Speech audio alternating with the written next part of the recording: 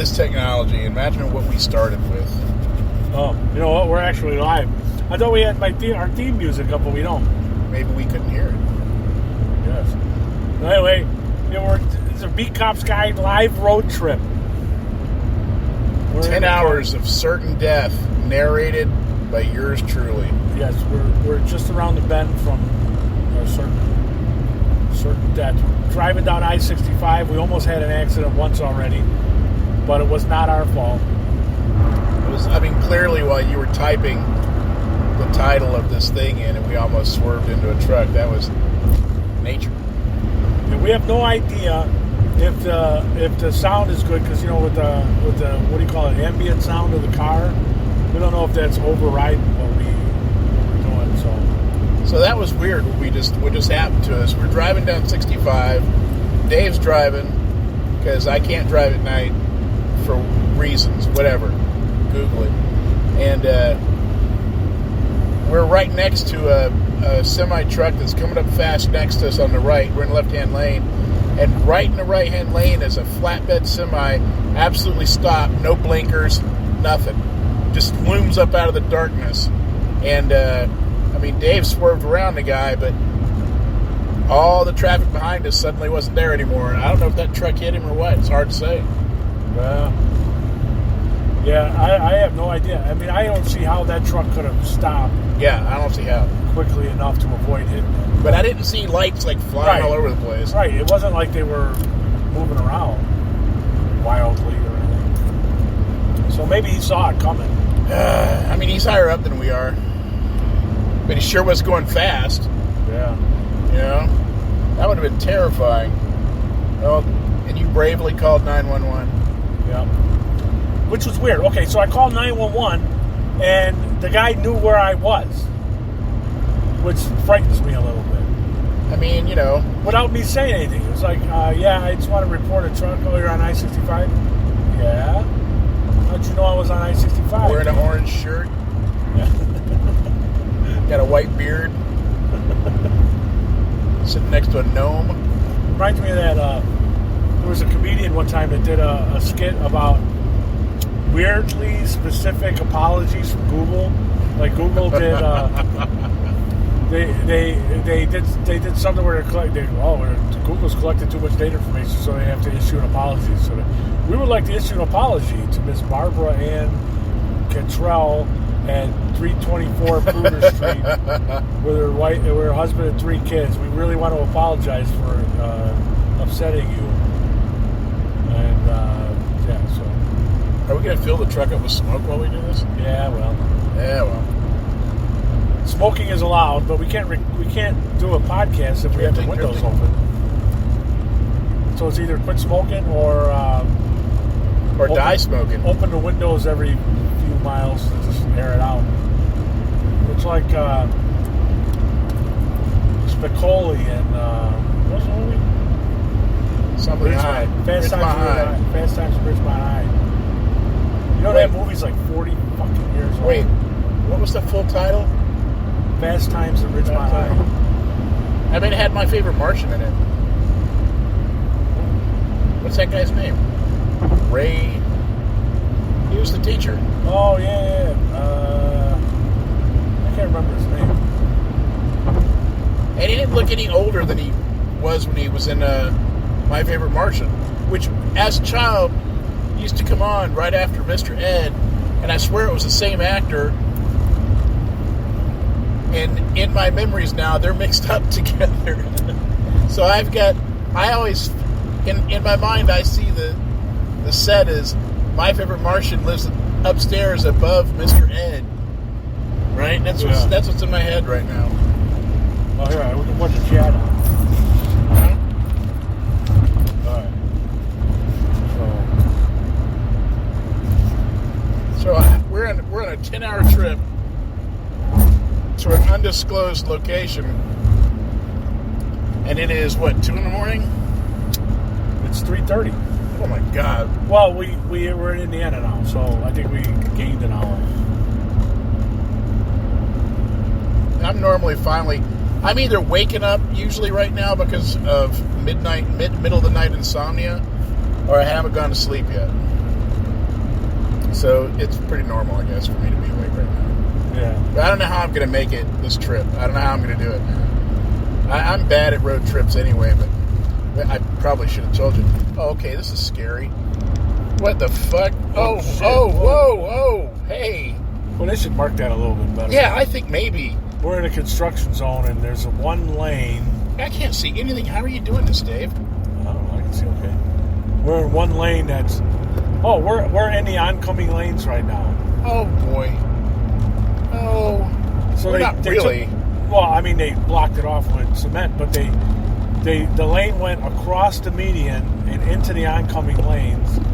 So we're in the middle between two concrete walls. That was... You know what? Fuck Indiana. Yeah. Do they do anything right? It is the worst. Indiana is... I know I said this the last show, but it's still true. Indiana is the Florida Panhandle of the Midwest. It is the worst boring drive, the least amount of budget. That is like, if an alien decided to be a trucker, that's what he would drive. It's a weird light sign. So that's the thing. When you drive in the middle of the night like this, it's all trucks. There's hardly any cars out here in the middle of Indiana. And it's raining, and Dave is swerving. What's swerving? You're swerving, man. I told my wife that we were going to try to do this podcast in the middle of the night. So if you're still up and listening, you can go into our chat. Call her. I don't think you can call. Oh my God, it scares me so much. What? Oh, okay. So I'm a really bad night driver because my vision's all fucked up at night, and I can't tell where the road is, and it really fucks with me. And when it's raining, it's 10 times worse. In fact, when it's raining, I usually just pull over. I can't drive. Really? Well, this is the worst kind of rain because it's just misty. It's not really raining, and that actually is worse because it's like it's more than fog. It's not foggy out, but the rain's just sort of lightly falling, and it's like snow that hasn't decided to really go all the way yet. Yeah, it's like.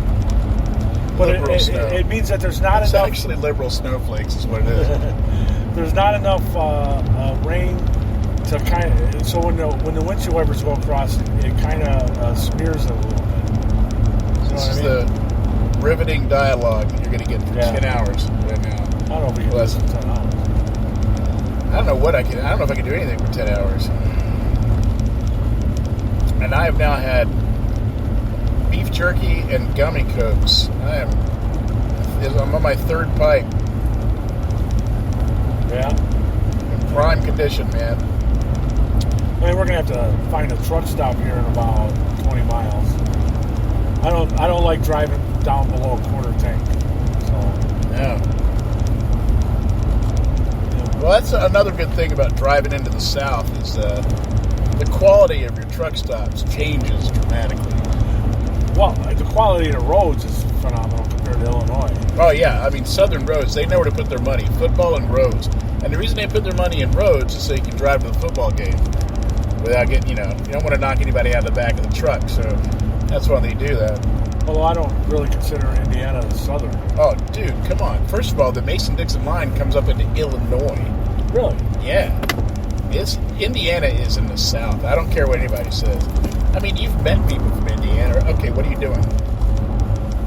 Just I'm sitting on my wallet. Oh, okay. So I thought you were reaching for stuff. No.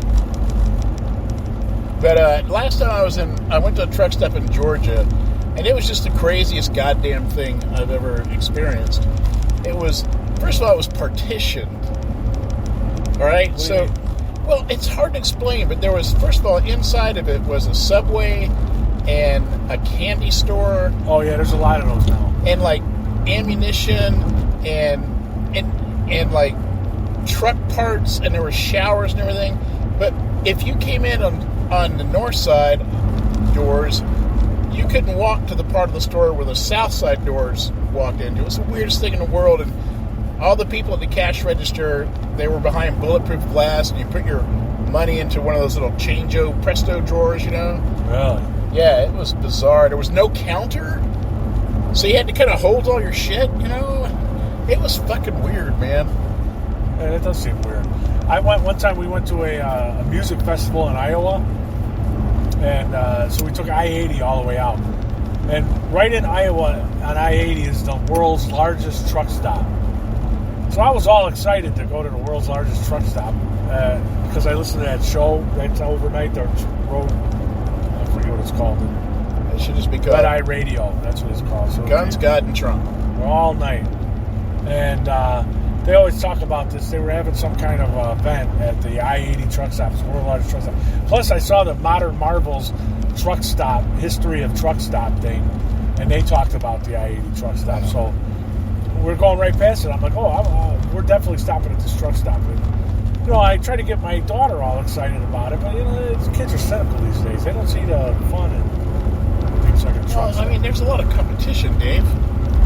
When we were kids, we didn't have the internet, instant porn and stuff. I mean, it was a truck stop was a big fucking deal. Well, here, let's do something that's a driving thing. See that? Hold that. Here's my thermos. There's a thermos. All right, it's a little Here's damp. my Yeti coffee cup. You pour some coffee in my coffee cup without spilling it. Oh, shit, Dave. I can't believe you're going to ask me to do this. Do I take this all off, or? Yeah, it comes all the way out. All right, so. God damn it. I know what's going to happen. I'm going to spill it, and you're going to fucking wreck. God damn it. You spilled something. Oh, shit. Oh, how the fuck are we doing that? All right, keep going. A little more. Come on. All right, Fuck, that's man. enough. Jesus Christ, stay in a straight line when I'm doing that. Speaking of hot coffee, I got into a discussion about God the McDonald's. damn it, man. The McDonald's hot coffee case. No, stop. Shh. That was the dumbest thing we've ever done. What? That was really dangerous. What? That was like literally, we just did the kind of thing that is usually in a news story that starts with Florida man. Florida man wrecks and dies after pouring hot coffee on his friend because they wouldn't pull over to pour the hot coffee. You ever go into some place where it's like really kind of spooky and quiet? You say to your kids, "Hey, isn't this how every horror movie starts?" I'm telling you. Did you close it? Yeah, it's closed. It's down here though. I'm not putting it back there. I can't see anything. Okay, so anyway, your kids were not excited about the big truck stop. No, but it was cool. I mean, it was like a huge mall. And clearly every truck on I-80 stops there because it was packed. And, we walked around in it for a while. We got there when we were coming back, so we were pretty late because we left the music festival. So a lot of this shit was closed, but, it was like walking around, a huge, Woodfield Mall or something like that. Weird. I mean, is it just a mall that they bought with some gas pumps in front of and called a truck stop? Because does that really count? No, they built it. It's built as a truck stop. They have a truck wash there. Of course, I didn't see that. All right, hang on. We're going to make a lot of noise for a second. Right. Oh, my God. Jesus Christ. This one lets some smoke out. Hey, here's an Amazon truck. A truckload of shit going somewhere.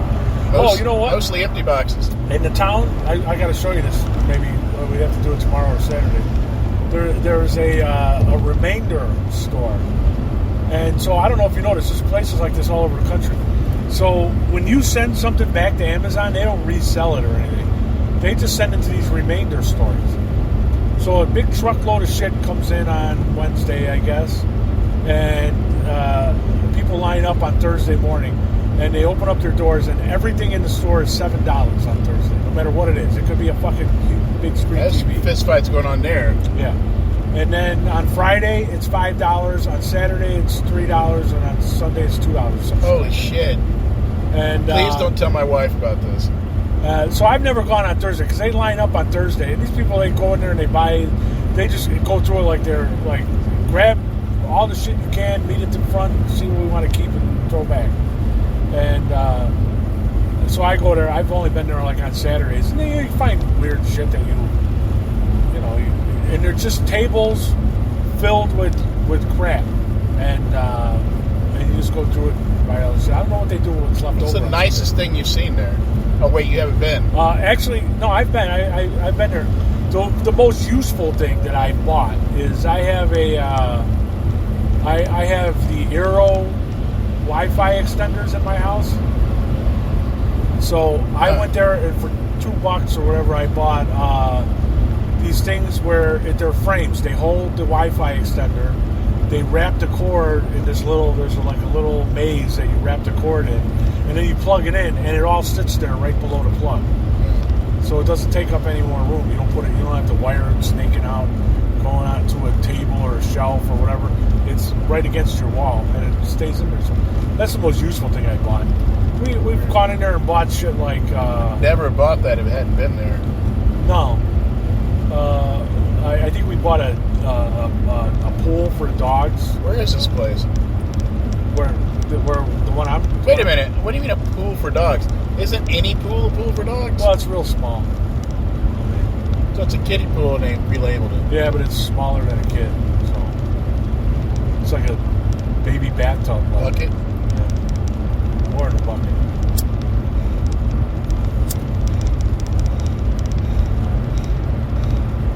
So there's a Love's. There's a Love's truck stop. I like Love's. Are you going to go there? I like Pilot. No, do you want to? Just going to drift over to it? No, it's too late now. I thought you said you're getting low on gas. Well, I said 20 miles or so. Oh. I usually stop, unless you want to stop earlier, I stop when No, I I'm surprisingly okay. But I'm just talking about truck stops. So here's the Love's truck stop. So I always look for Love's, Flying J, or Pilot. Flying J and Pilot are basically merged now. They're the same thing. I think they're all the same. But those are the 3 truck stops I like. Those are the ones you can go through and find, like, trucker clothes, shit like that. You know. If they don't have boiled peanuts, I don't want to go. They got books on tape.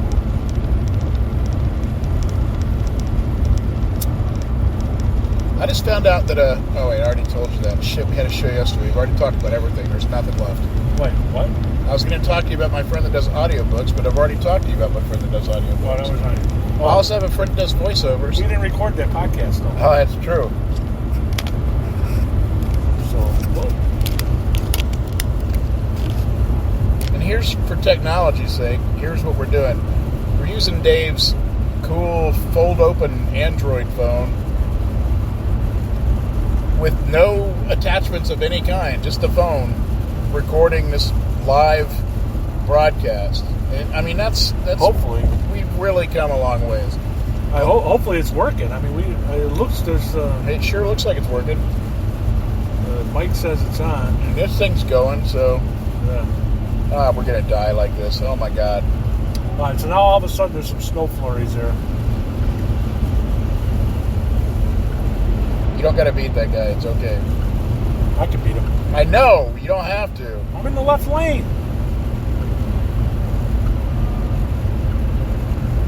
You know how that works, right? How what works? Right. If you're in the left lane, you're supposed to be going faster than anybody in the right lane. If you're not, you should move over to the right lane. Yeah, I mean, that's the idea, but nobody does that. Everybody does it when you're out actually driving in the rural. Nobody does it in the city. Colleen said that when she drove, this year she drove from France to Belgium and back, and she said they enforced that shit. And she saw people pulled over because they weren't going fast in the left-hand lane. You mean the police? Yeah. No shit. Mm-hmm. Well, that's like on the Autobahn. The left-hand lane has no speed limit. I'm sure it must be a minimum, but I think the other lanes do. In half a mile, keep left Holy to continue on fucking I-65 shit. South.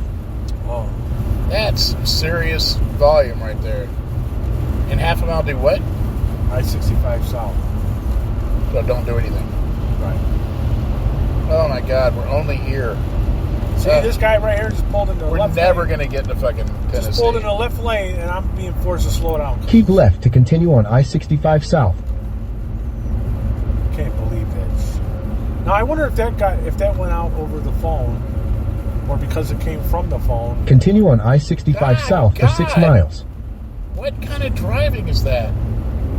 It's clear we're near Indianapolis. Or is it Indianapolis we're coming into? Yeah. Jesus. So he God. saw a sign that says left lane ends in a quarter mile. So immediately he gets over. Yeah, like he's trying to miss something. I still can't get over the ghost truck we saw. That was just weird, man. Yeah. I remember teaching my 16-year-old to drive, and that was one of the hardest things to teach her is when you change lanes, you're supposed to ease over. Not yank the wheel and immediately go into the lane. Like you're in a race.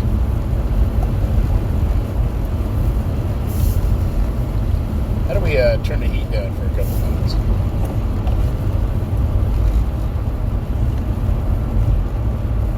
Alright, there we go. Oh, that's so much better. Just dying. Well, you were whining earlier about being... I would like to recharacterize that. All right, here. I got... my wife didn't put any comments, so hopefully she's not listening to this. Let's have a discussion about this, because this is an enduring argument. Although we don't argue about it anymore because I've given up. Okay. But we have had cars in the past, and we have a car now that's her car. Well, she drives it most. That has climate control. Like this car here, you have to constantly fiddle with the heat. Right. Get the right temperature. But when you have a car that you can set the temperature, you have a car like that. You have a new car, right? Yeah, I mean we have a 2013 Highlander. That thing's a 2013. What do you mean? That's a nice looking car. Yeah, well It doesn't look that old. Yeah, we take care of it, man. Anyway, does it have a climate control system? I don't know. I mean, can you set a temperature on it? Yeah, we can set alternate temperatures. Like I can have different than All right. So do you set the temperature or do you adjust the fan? You know what I mean? Well, it's a delicate balance between adjusting a temperature and a fan. Also, you have to think about who's doing it. For instance, my wife, for her, if she gets in the car, she's a little bit cold, then she turns the heat and the fan all the way up to boiling. Okay, right. That's. And then when she gets hot, she turns it all the way down off. to freezing. Yeah, no middle ground. I'm like, why don't you just set it at 71 degrees? That's perfect, and it'll stay there, and then we'll be comfortable. And She's like, she but doesn't I'm believe it. cold. Yeah. Also, when she first gets in the car and it hasn't been on or anything because she didn't buy the remote start, she turns the heat. She goes, oh my God, it's freezing. She turns the heat on, turns the fan all the way up, and it's just blowing freezing cold air on us. Yeah, I have to admit, I do that too. That comes from the idea that if everything in motion is going to heat up faster. That's probably not true. No way that's really. It's probably not true, but I do that it's too. Just an emotional response to being cold. But I am of the opinion that you set the heat. If you think you're too cold, you adjust it. In 2 miles, use the right 2 lanes to take exit 123 for I-465 south toward Indianapolis International Airport. Thank you. Look, you know what? I've got my. First of all, if you live in Chicago and you buy a new car, get remote start. Jesus Christ. Well, yeah, but people are getting their cars stolen. What do you mean?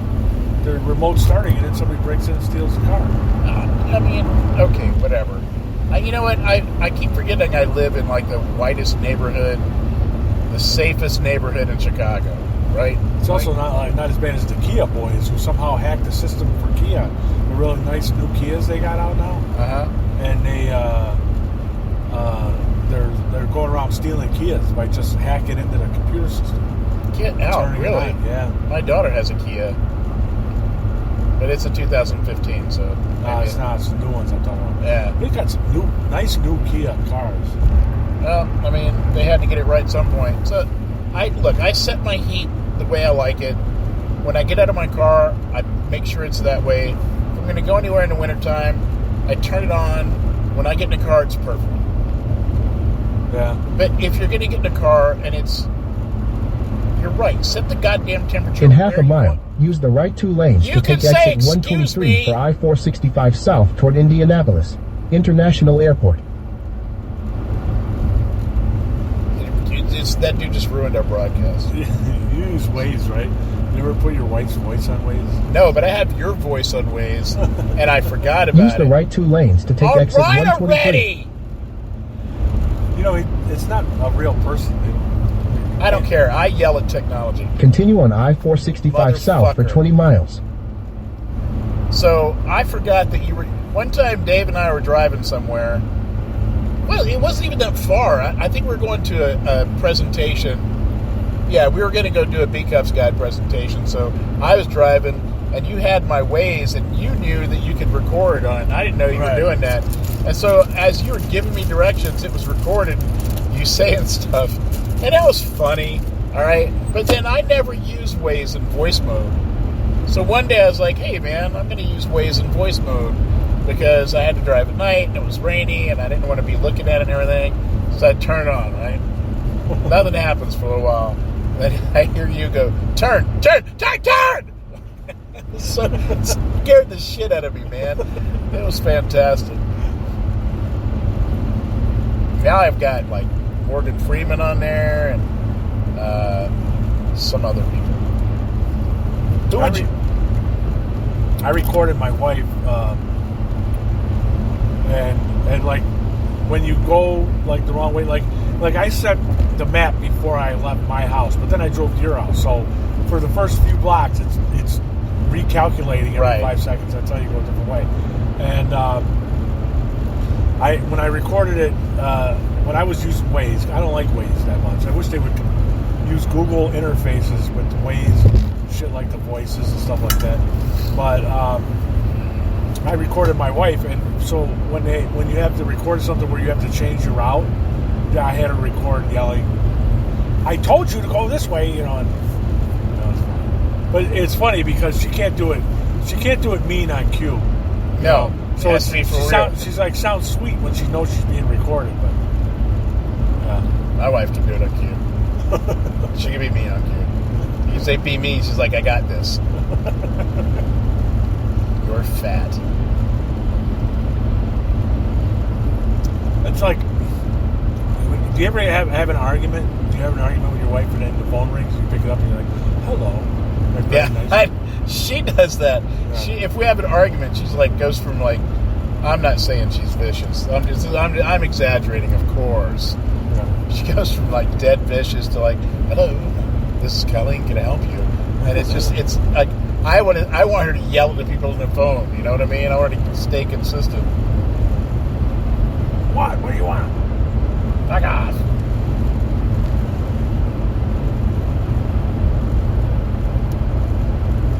No, it wasn't supposed to be raining all this way. I thought we would be out of the rain by now. It's not bad. No. And we turn in Indianapolis, right? No, Louisville. Those are the directions. Drive to Louisville, make a left. Pretty much. I was interviewing a guy this week from the University of Kentucky because I saw a story. I'm writing about the environmental footprint of whiskey, and I saw this story about this guy that was doing bourbon shrooms. Really? So they're taking the stillage, which is like the dried mash for making whiskey.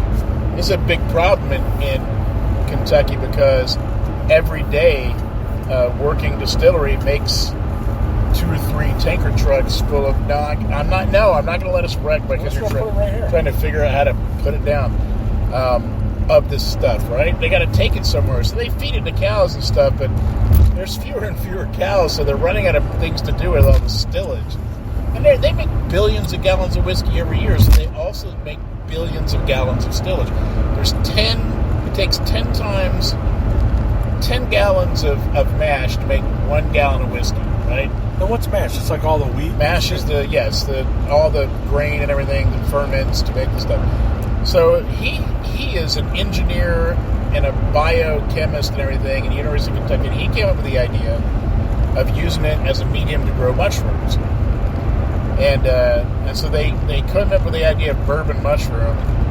And so right now they're testing it and everything, and they found out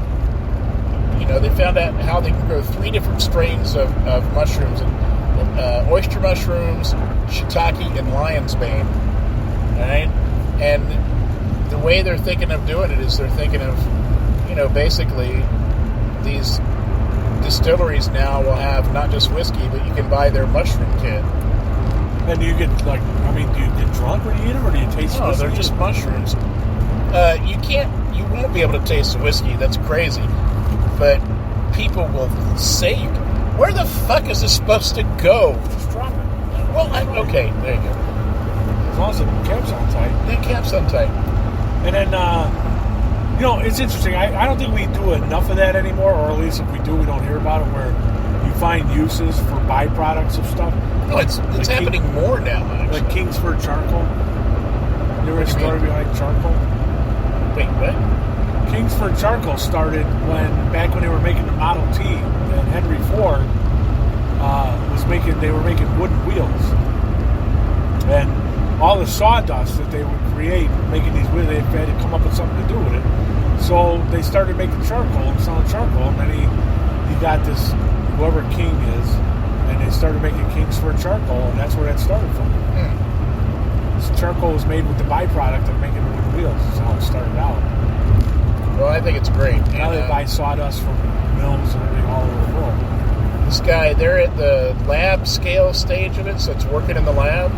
And the next thing is to do pilot stuff, and then they'll present it to businesses, and businesses can start doing things with it and selling it and stuff. So, but he is gonna.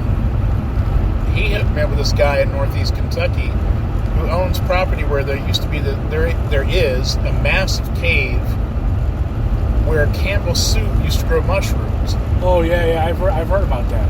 And so he gave me the guy's name and everything, and I want to go down there and write a story about it. But is this in Louisville?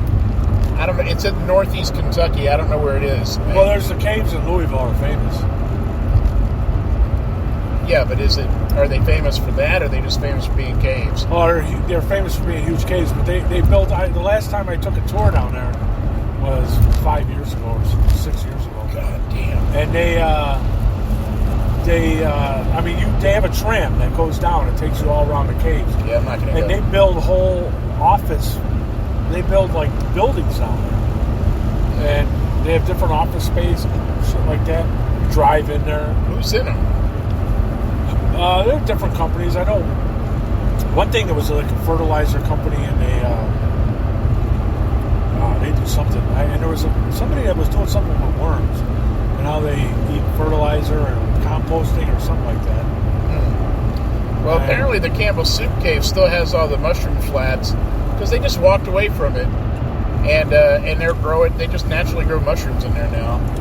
And for a long time, nobody owned it, and it was Squatterville, and it's covered in graffiti and everything. And now this one guy owns it, and he doesn't know what he's going to do with it. But probably going to go tour it. I don't know.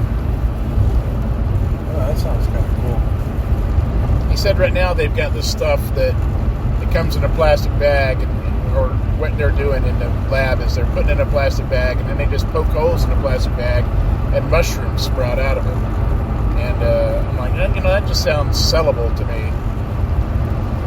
Yeah, I would do it. Hang them from like it could be vertical farming kind of a thing.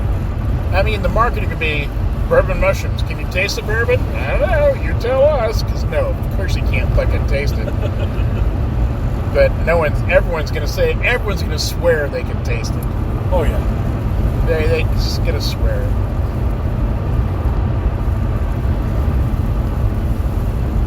Well, that's all I got. Well, that's a lot of swerving right there, Dave. Are you falling asleep? There's a distillery in Damascus, not too far. Damascus. It's called the Damascus Distillery. Okay, it's Damascus. What state is Damascus in? Virginia. Oh, okay. Okay. How would I know that? Virginia. Well, did you think it was Egypt or what? No, I thought it was. I figured if you didn't say the state, then you mean the state that we're in. Indiana doesn't make good whiskey. Okay, first of all, shut the fuck up. Indiana doesn't do anything. The only good thing I like about Indiana is they make the most whiskey. Really? Yeah, Indiana has MGP. Oh shit, what's it called? Midwest Grain Producers. But what they do is they make the whiskey for like 100 different well-known whiskey brands. So like Bullet and Tango and all these other people buy their whiskey from Indiana, and then they bottle it themselves. Actually, it's all done in Indiana. They just sell it from here. I know it's done in Kentucky. Some of them are, but not all of them. There's a lot of people in Illinois or a lot of whiskey producers. It's called Rectify, and you buy the whiskey. Rectum frying? Rectum frying. And why don't you tailgate this guy while it's raining, motherfucker? Well, he should, but he's not. Well, if I get real close to him, he'll realize. If you get close enough, you'll bump him. There he goes. Oh, man, come on. See? He knows. What's the problem, Dave? That's being polite. It wasn't that close to him. Sorry, I'm afraid of everything. So rectifying is how most people used to do whiskey. They give the finger now. Hey, how are you? So most people farmers would sell their grain. They would ferment their grain and sell the alcohol to people who would then bottle it and sell it as liquor under different brand names. So the people making the whiskey didn't grow the grain or even distill it. They just bought it by the barrel from somebody who did. So nowadays you have people that want to make their own brand of whiskey. You don't have to live in Kentucky to do it. You can actually do all the business from anywhere. And in Indiana, in some places, like in Bardstown, they do this. Cooper's in Bardstown does a ton of different brands. But really? MGP in Indiana makes, I hope it's MGP, I hope I'm saying that right. They make whiskey for a bunch of really well-known brands. Really, there's a speed trap ahead. Thanks. Some really, things you think are small batch, independent whiskeys, they're actually made in Indiana. Wow. Yeah, and it's good whiskey. It is very, very good. I will say that. The drunk redneck fuckers in Indiana make damn fine bourbon. My son gave my wife a bottle of Cold Wall whiskey for Christmas. It's the only gluten-free whiskey. She loves it's not bourbon. It's not the only. Well, it's the only one that they can actually. I mean, I guess they're all. I'm going through the process. I'm interviewing somebody when we get back from Tennessee that they make rice whiskey. They make bourbon and rye out of rice. Really? Well, not bourbon. Well, you should get a bottle for her because she loves bourbon, but she hasn't been able to drink it for 5 years since she found out she had celiac. So. Yeah, there's a couple of different people making gluten-free whiskey. I mean, first of all, bourbon is 51% corn, and it doesn't matter what the other grains are, which is why this company, whose name I can't remember right now, McLivet, I can't remember, they're making what they call rice whiskey. So, for their bourbon, the main grain would be corn, which is gluten-free, isn't it? Keep right at the fork. Corn is gluten-free, yeah. And then they could use rice as the rest of the grains. For those of you who can't see, we should be driving, but Dave's messing with the fucking... Well, we're getting off to go to get some gas. Yeah. Why do you got to do all that? Because I didn't want that voice yelling over us. Yeah, well, I mean, it's hey, there's a Waffle House. We're down in Waffle House country. There's a book, right? What book? There's a book about Waffle House. It's a Waffle House collection of photography. Waffle House Vista is what it's called. It's fucking great. Waffle houses are fantastic. They are not. They're disgusting. No, they're not disgusting. They're just not great. Okay? They're not disgusting. Look, you can't say they're disgusting. Where do you eat breakfast? And where the fuck is this place? I don't know. Oh, here's the flying train now. Yeah, we're gonna Auto die. truck. We're gonna die. We're gonna die. Oh. Here we go. Oh, and there's an Arby's. Holy fucking shit. I don't know if it's open at 3. It's not open, but I'm just glad to see it. All right, so should we? We'll end this podcast. Maybe we'll do another one later when we're getting bored. And good morning from the Flying J / Arby's in we don't know where, Indiana. Podunk, Indiana. All right, see ya.